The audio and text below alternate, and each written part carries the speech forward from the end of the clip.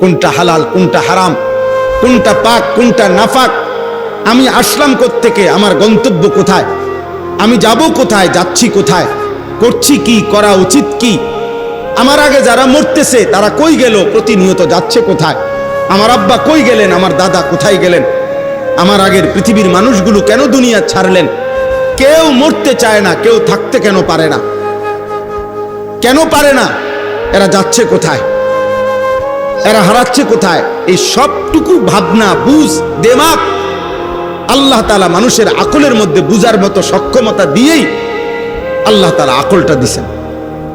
নয়তো শুধু ভাত খানার জন্য তো, শুধু দুনিয়া ভোগ করব এতটুকুর জন্য এত বুদ্ধি এত দেমাগ তো লাগে না। জন্তু জানোয়ার তো এর চাইতে কম আকল দিয়া পৃথিবী আমাদের চাইতে বেশি ভোগ করে। একটা হাতি 250 কেজি খাবার খায় একদিন, এটা গবেষকদের কথা। 90 লিটার পানি পান করে, 90 লিটার।